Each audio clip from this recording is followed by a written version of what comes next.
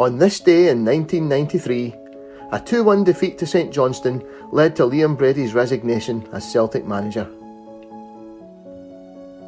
In August 1993, Liam Brady embarked on his third season as Celtic manager, despite having won no major trophies in his first 2 years in the job.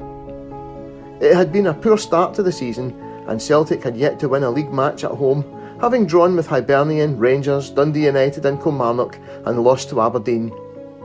The defeat at McDiarmid Park left them languishing in 9th place in the 12-team Premier Division with only 9 points from 10 games. With only 2 points for a win then, that's the equivalent of 11 points from 10 today. Liam Brady was the first Celtic manager who had never played for the club when he was unveiled in June 1991, and it was his first managerial post. Despite this, there was quiet optimism about the appointment, given his stellar playing career at Arsenal, Juventus, Inter Milan and Sampdoria. It has been said the job was too big for him, and this may be true, but ultimately Celtic was on a downward spiral, and it's doubtful if any manager could have reversed the decline, given the chaotic financial and boardroom situation at the club. Liam Brady's Celtic played some brilliant football at times, and never more so than the 2-0 win at Ibrox on the 21st of March 1992, when they passed Rangers off the park and should have scored a lot more.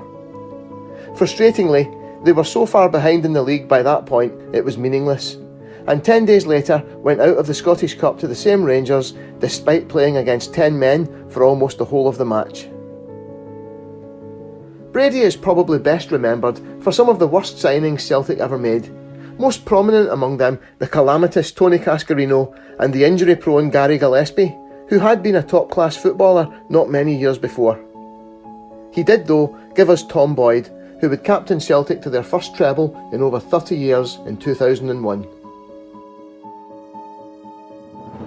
Attendances were plummeting by the end of September 1993, and the match against St Johnstone on the 6th of October had banana skin written all over it. Just 4 days after a 0-0 home draw with Kilmarnock, Celtic lined up Bonner, McNally, Boyd, Gillespie, Mowbray, Grant, McGinley, McStay, Craney, Nicholas, O'Neill. St Johnstone were 2-0 up within 16 minutes, both goals scored by John Davis, a player operating on month-to-month contracts and only in the team because of injuries. Jerry Craney pulled one back on 22 minutes, and Celtic didn't play badly for the remainder of the match, the second half in particular being one-way traffic towards the St Johnstone goal. But despite the pressure, they spurned numerous chances, and near the end, Tony Mowbray crashed a header off the crossbar. Brady was quoted after the match. "It's hard to take. We were sleeping in the first 20 minutes, gave them too much room and ended up with a 2-goal deficit which soon woke us up. We played well to bring ourselves back into the game after that, but didn't get the breaks." After the match, Brady offered his resignation to chairman Kevin Kelly, who immediately accepted, and it was announced the following morning.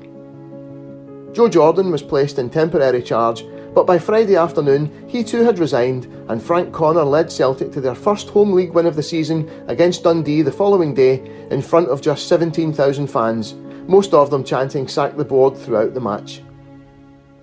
Things wouldn't get much better when Lou Macari was appointed manager at the end of the month.